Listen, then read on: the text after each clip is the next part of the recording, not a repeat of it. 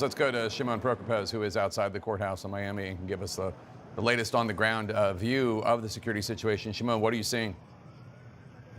So, Jake, we're standing on the corner where everyone here, from law enforcement to some of the supporters, have now gathered as they get ready for the former president to drive this way and enter the courthouse. We expect this to happen at any minute. As you can see now, some of the highway patrol, the motorcycles are here. This was not here earlier.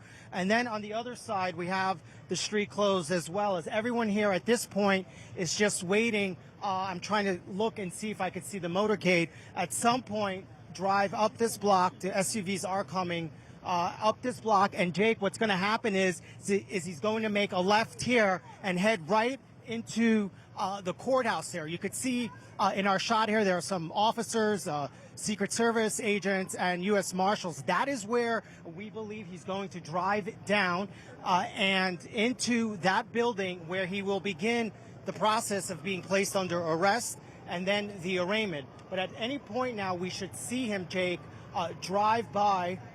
We can hear the sirens as they are approaching here and about to make this turn here where law enforcement, as you can see behind me, Jake, has shut the street down. And we see some of the law enforcement here now, Jake, driving in. You could see this, and there is here is the motorcade now, Jake.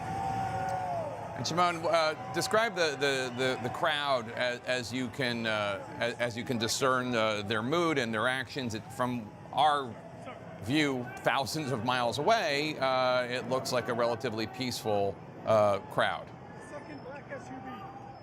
Yeah, it is a relatively. It's been peaceful, Jake. You're right, absolutely right. It's a peaceful crowd. Well, we just saw and here something you can going see on some there. Secret Let's put the Service camera. agents. There, yeah. Okay, the police are pushing away somebody who is dressed kind of like as a cartoon prisoner with a sign that says "Lock him up." But he got on the street, I think, was the issue there, and the police came and pushed him aside. Although it didn't look like a tremendously violent confrontation. Sorry, Shimon, go ahead.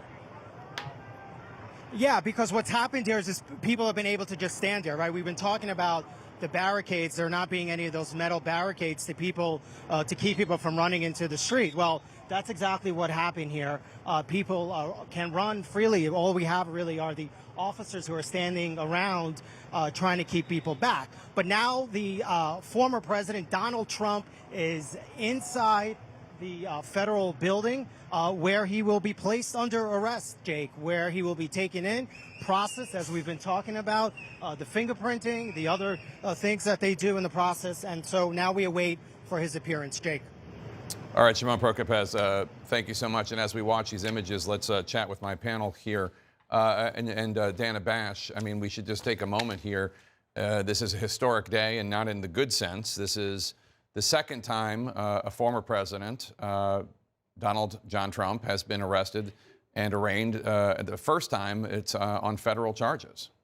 All of the swirling politics, all of the back and forth, the defend him, not defend him, you're exactly right. That is all maybe for this moment important to put aside and to mark the history, that this is something that they will be learning about in history books for a very, very long time, forever. And as you said, and not in a good way. Not in a good way. Jamie Gangel, truly an ugly moment, given the seriousness of the offenses that Donald Trump is accused of committing, the gravity of the charges, the evidence arraigned, the evidence in the indictment, the evidence allayed against him.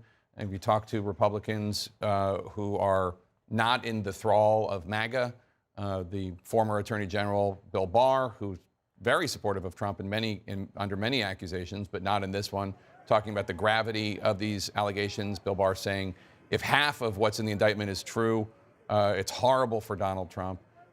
Obviously a Republican presidential rival, but Chris Christie, also a former ally of Trump and a former U.S. attorney, talking about how Donald Trump brought this all on himself. It is, in a lot of ways, I mean, it's good to have a system of government where no one is above the law, but in a lot of ways, this is a sad moment in American history. Absolutely. To quote Bill Barr, he said, if even half of it is true, he's toast.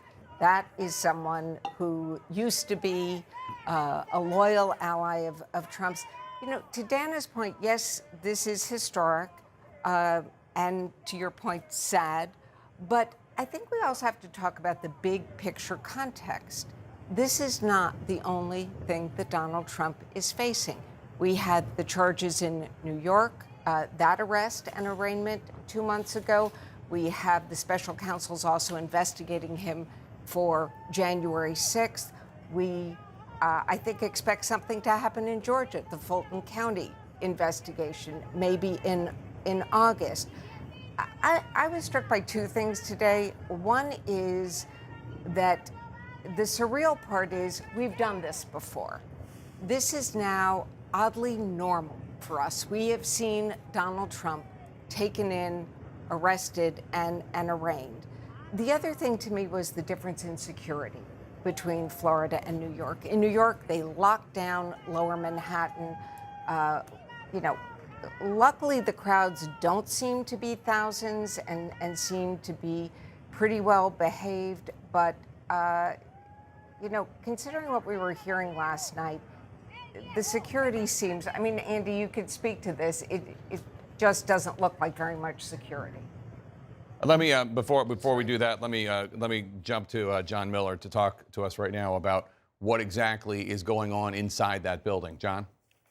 So right now, the president would be going through the garage into the freight elevator. He will be going with his Secret Service detail, which has him under protection. But there's going to be a moment certain, and it could be in that elevator or it could be up in the U.S. Marshal's office, where he's going to be approached by the two FBI agents who are technically arresting him on all these charges in the name of the U.S. government. And at that point, the Secret Service takes a step back because he is no longer their protectee. In a sense, he is in the custody of the FBI until such time a federal magistrate at the end of this arraignment, and it's entirely likely that they will, say you're free to go, and these are the following conditions, which are probably just going to be that you have to return to court. In between, he will be fingerprinted with the electronic scan, and those prints will be run against the records and entered in. We are told by Caitlin Collins that the procedure of taking a DNA swab from his mouth with a Q-tip, which is the procedure for all federal arrestees, is going to be skipped in this case. We're not sure why. A photograph of him will be uploaded into the system. It'll be an open source photograph. They're not going to take a formal mugshot because there are plenty of pictures of him available to put in that record. And then there'll be a brief holding time for the magistrate to get ready, and then he and his team will go to that courtroom where he'll be represented by his defense lawyers, enter that plea, and the rest will unfold on the record. What I described as the part that nobody is going to see. Also, no one will see in the courtroom because there are no cameras allowed, no recording devices, no telephones, but there will be reporters and sketch artists, and we will hear after the hearing what occurred.